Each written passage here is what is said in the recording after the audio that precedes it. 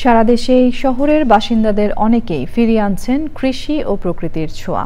এতে করে শহর থেকে হারিয়ে যাওয়া আদি প্রকৃতির কিছুটা স্বাদ গ্রহণের সুযোগ পাচ্ছেন নাগরিকরা। ছাদ জুড়ে প্রাণ আর ফসলের দারুণ সমন্বয় ঘটিয়ে ঢাকার মণিপুরি পাড়ার ইজহারুল হক খান দীপু তেমনই এক দৃষ্টান্ত করেছেন। বিস্তারিত জানাচ্ছেন শাইখ সিরাজ।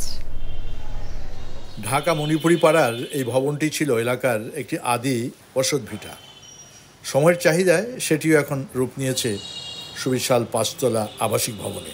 এই ভবনের ৪,০০০ বর্গফুট ছাদ জুড়ে সবুজের প্রতি ভালোবাসা থেকে কৃষি চর্চায় নেমেছেন ইজহারুল হক খান দীপু। চারিদিক দিয়ে বাসা বাড়ি হয়ে গেছে, একটা গাছ নাই বাসায়, পাম গাছ, ফুলের গাছ খুব শখ। ভাবলাম যে এখন তো ছাদে অনেকে টব রাখে, যেহেতু পিলারের বাড়ি, তো পিলারে বেড করে আমরা ওইভাবে করি। যেরকম জি, আনার, তারপরে সূর্যডিম, আম, শরীফা, পেয়ারা এনে পেনে বললাম।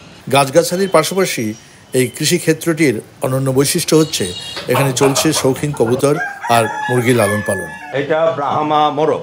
ব্রাহ্মা, ওই যে ব্রাহ্মা গরু ওদেরই। এটা ব্রাহ্মা মোরগ। হ্যাঁ, এটার বয়স কত? এটার বয়স চলতেছে আপনার 10 মাস।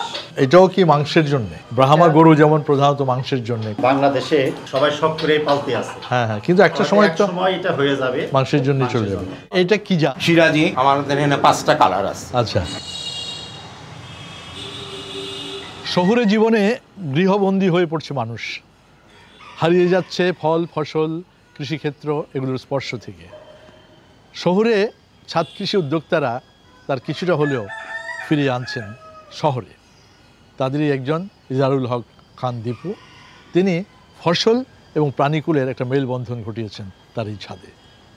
এটি তার জীবনকে জীবন্ত করছে আরও বেশি। ইনি অনুকরণীয় হতে পারেন অন্য ফেলে রাখা ছাদগুলোর এর উদ্যোক্তারা। ঢাকার মণিপুরি পাড়া থেকে শাইখ সিরাজ, চ্যানেল আই।